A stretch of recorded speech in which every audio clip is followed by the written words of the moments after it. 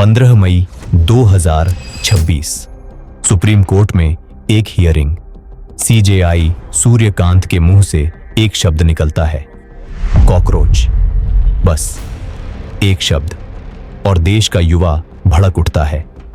24 घंटे बाद बॉस्टन से एक ट्वीट आता है, एक गूगल फॉर्म, एक मजाक, एक चिंगारी। Launching a new platform for all the cockroaches out there. लोग जुड़ने लगते हैं, पहले 100, फिर 1000, फिर लाख। 6 दिन में 2 करोड़। कॉकरोच जनता पार्टी 5 दिन में बीजेपी को इंस्टाग्राम पर पीछे छोड़ चुकी, कांग्रेस को भी। गवर्नमेंट ने एक्स अकाउंट ब्लॉक कर दिया, इंटेलिजेंस ब्यूरो ने नेशनल सिक्योरिटी थ्रेट डिक्लेयर कर दिया। इस सब के पीछे बोस्टन में एक आदमी, अभिजीत दिपके। लेकिन यह कहानी 15 मई से शुरू नहीं होती।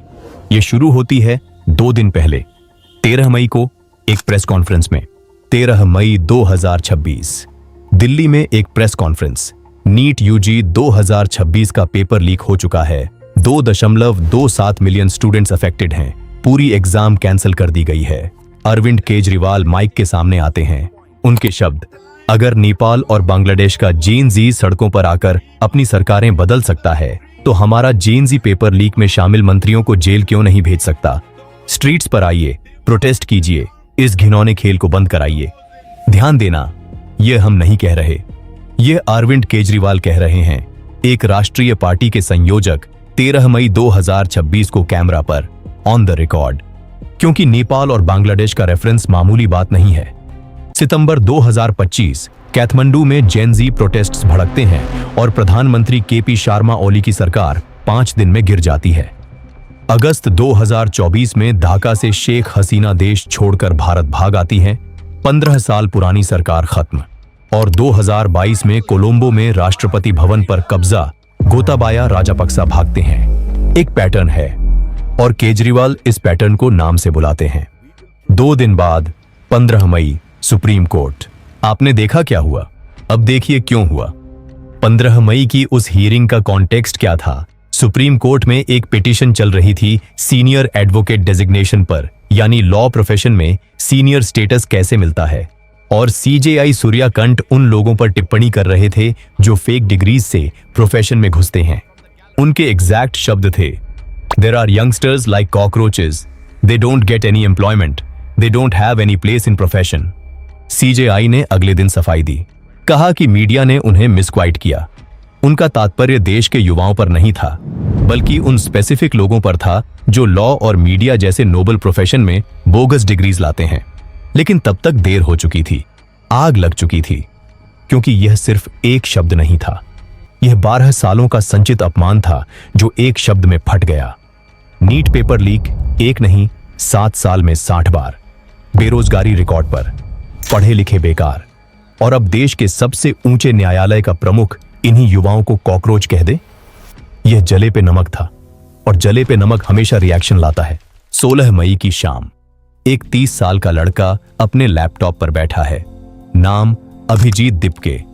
बोस्टन यूनिवर्सिटी से पब्लिक रिलेशंस में मास्टर्स कंप्लीट किया है, ओरिजिनल औरंगाबाद का। और वो एक ट्वीट करता है, launching a new platform for all the cockroaches out there. Eligibility, unemployed, lazy, chronically online, ability to rant professionally. Tweet के साथ एक गूगल फॉर्म। शाम 6 बजे पोस्ट, रात 12 बजे तक 20,000 साइनअप्स। अगले दिन एक वेबसाइट लॉन्च, cockroachajntaparty.org। 5 पॉइंट का मैनिफेस्टो, एक इलेक्शन सिंबल, एक पार्टी एंथम, एक हैशटैग मैं भी कॉकरोच, और इंस्टाग्राम पर ऑफिशियल अकाउंट।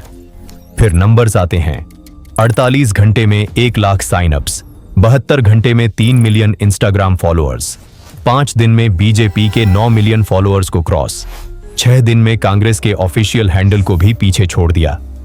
इस एपिसोड को रिकॉर्ड करते वक्त इंस्टाग्राम पर 2 करोड़ फॉलोअर्स, पूरे देश में सबसे बड़ा डिजिटल पॉलिटिकल अकाउंट। यह स्केल मामूली नहीं है।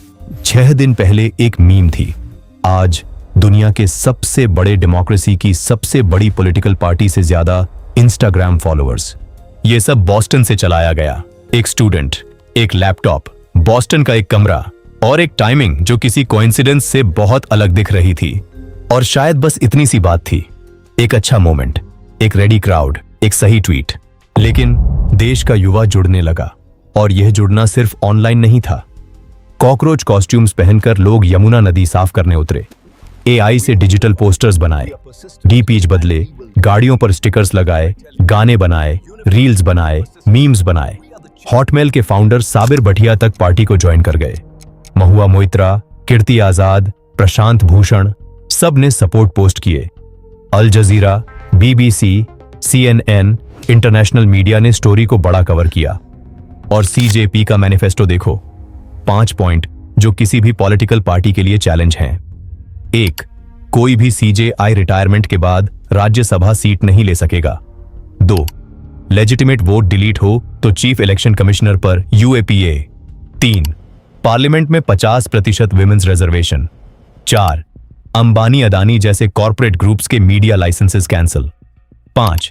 पार्टी स्विच करने वाले MLA और MP पर 20 साल का बैन। बातें सुनने में जायज लगती हैं, मुद्दे रियल हैं, गुस्सा रियल है, निराशा रियल है। CJI का अपमान रियल था, और यही वजह है कि यह कहानी इतनी आसानी से डिसमिस नहीं की जा सकती। और इन सब चीजों को देखकर लोगों को लगा शायद कुछ बदल रहा है। एक ऐसा मूवमेंट जो अंदर से उठा हो, जिसमें कोई एजेंडा नहीं, जिसमें कोई स्ट्रिंग अटैच्ड नहीं। पहली बार 12 सालों में युवा को लगा कि शायद उसकी आवाज कोई सुन रहा है। लेकिन एक सवाल है जो कोई नहीं पूछ रहा।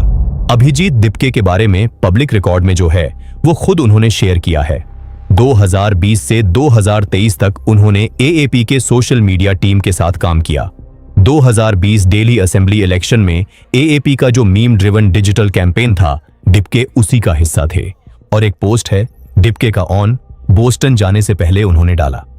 मनीष सिसोदिया के साथ एक तस्वीर, caption, leaving for Boston with your guidance as my compass, no distance will ever weaken my commitment to AAP। ये हम नहीं कह रहे, ये उन्होंने खुद लिखा है। और CJP लॉन्च के 2 दिन के अंदर मनीष सिसोदिया ने एक इंस्टाग्राम रील में CJP को पब्लिकली सपोर्ट किया। अब टाइमलाइन देखो।